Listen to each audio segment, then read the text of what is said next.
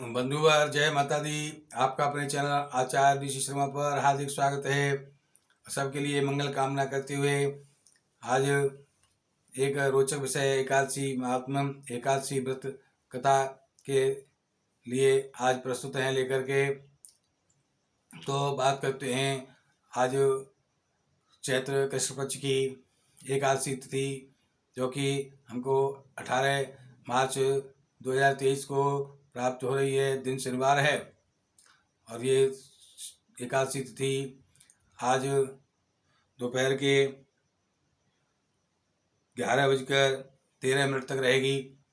और आज सभी प्रकार के धर्म कर्म को मानने वाले प्राणियों के लिए ये एकादशी का व्रत एक ही दिन माना आ रहा है।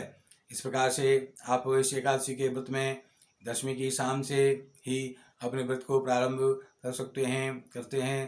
तो आपको निश्चय ही पाप मोचनी एकादशी नाम जैसा इसका है, उसी प्रकार से पापों को नष्ट करने वाली, पापों से छुटकारा देने वाली, पापों से मोचन करने वाली इस एकादशी के व्रत को करने से निश्चय ही आपको पापों से मुक्ति मिलेगी। आप सब प्रकार से संपन्नता प्राप्त करेंगे, सुख शांति प्राप्त करेंगे। दशमी की रात्रि को यानी 17 मार्च 2023 की शाम को आप थोड़ा सा हल्का भोजन करके और रात्रि को 11 बजे से तक जागृत रह करके फिर आप भगवान का कीर्तन करते हुए 11 बजे तक जागेंगे। उसके बाद शयन करेंगे और प्रातः जो है 18 मार्च 2023 दिन शनिवार को प्रातः ब्रह्म मुहूर्त में जाग करके स्नान ध्यान करके आप भगवान के नित्य अपनी पूजा पाठ करने के पश्चात भगवान से एकादशी व्रत के रखने के लिए संकल्प करेंगे। संकल्प के लिए आप पहले गंगा जल से आचमन करेंगे 3 बार, अपने ऊपर छिड़केंगे चौथी बार में, और इस प्रकार से हाथ में जल, फूल और दक्षिणा, चावल ये सब रख करके, सुपारी आदि रख करके तब उसमें आप दोनों हाथ लगा करके एक हाथ में रखकर दूसरा हाथ नीचे लगाकर इस प्रकार से आप भगवान के सामने अपने संकल्प करेंगे। संकल्प संस्कृत में नहीं तो आप आता है तो आप हिंदी में ही भगवान से कहेंगे कि हे प्रभु, हे लक्ष्मीनारायण, आप हमारे इस एकादशी व्रत के संकल्प को पूर्ण कराने की शक्ति सामर्थ्य हमें प्रदान करिए और अपनी कृपा बनाए रखिए, जिससे हम आपका ये व्रत धारण कर सकें, उसको निर्विघ्न पूरा कर सकें। इस प्रकार से आप भगवान से संकल्प करके प्रार्थना करके वो अपने हाथ के तो अक्षत, पुष्प, अक्षत, दक्षिणा आदि भगवान के ही श्री चरणों में रख देंगे। इसके बाद उनको पंचोपचार या षोडशोपचार भगवान को पूजा अर्चना अर्पित करेंगे। उसके बाद में धूप दीप करेंगे और उनकी कपूर से आरती करेंगे और उस आरती को पूरे शीतलीकरण करके पूरे घर में घुमाएंगे। और इस प्रकार से आप व्रत का पारण करेंगे। वो व्रत का आप फलाहार करेंगे, फलाहार रह करके या निराहार रह करके या एक समय आप फलाहार करके जैसे भी रह सकें उस तरह से आप व्रत को रखेंगे। और इस व्रत में फलाहार में चिरौंजी का भोग भगवान को लगा करके फलाहार के रूप में अवश्य आपको चिरौंजी लेनी है। चिरौंजी एक मेवा होती है, छोटे छोटे दाने होते हैं। तो इस प्रकार से आप उनको भोग लगा करके फलाहार के रूप में ग्रहण करेंगे। शाम तक अपने मन को, वाणी को, शरीर को शुद्ध रखते हुए, सात्विक रखते हुए और इस प्रकार से समय व्यतीत करेंगे।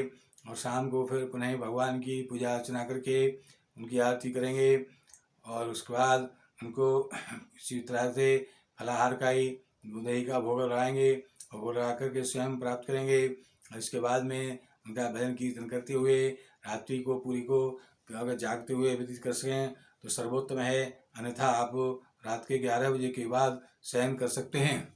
इस प्रकार से शयन करते हुए आप भगवान का ध्यान करते हुए शयन करेंगे और नमः भगवती वासुदेवाय और या हरिओम हरिओम ऐसा बोलते हुए आप शयन करेंगे तो निश्चय ही आपको सुख फलों की प्राप्ति होगी।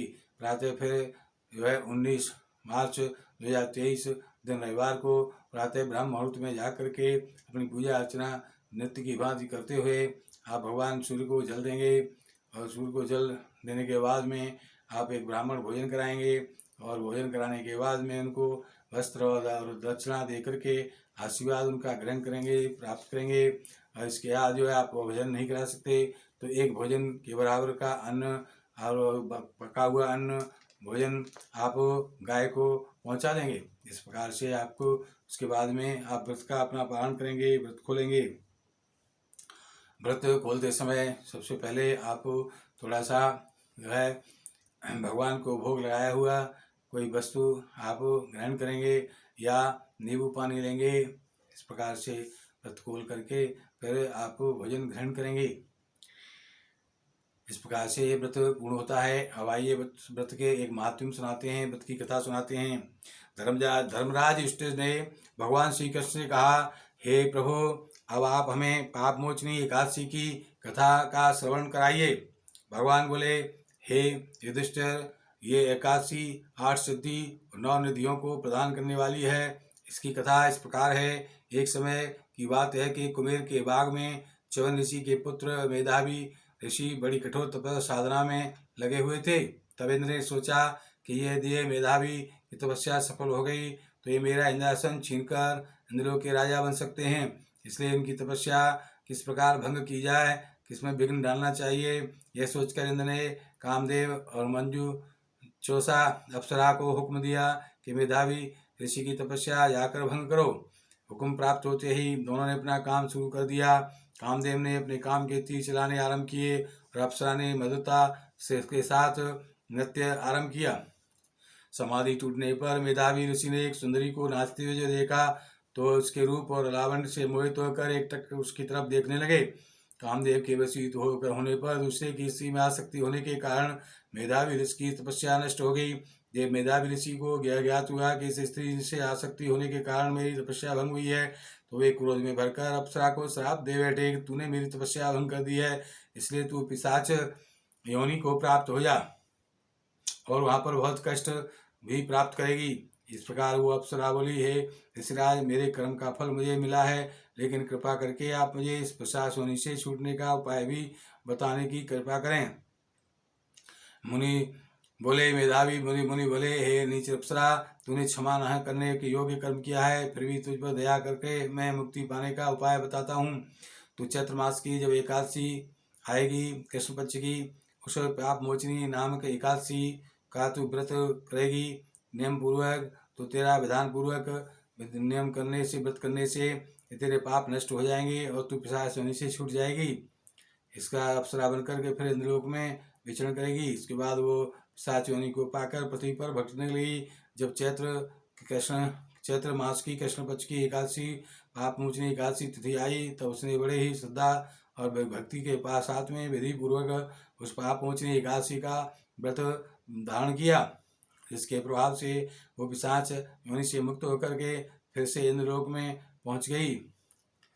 बोले श्री सत्यनारायण भगवान की जय, लक्ष्मी नारायण भगवान की जय। इस प्रकार से एकादशी का व्रत आप पूर्ण करेंगे और निश्चय ही सुफल प्राप्त करेंगे, आप सुख शांति प्राप्त करेंगे, भगवान की कृपा प्राप्त करेंगे। हमारा प्रोग्राम नियमित पाने के लिए आप हमारे चैनल आचार्य शर्मा को सब्सक्राइब करें, कृपया लाइक करें और शेयर करें, और शेयर करके आप पुण्य अर्जित करें। हमारे किसी प्रकार की समस्या समाधान के लिए हमारे फ़ोन नंबर, निःशुल्क फ़ोन नंबर 8630379775 को नोट करें। जय माता दी।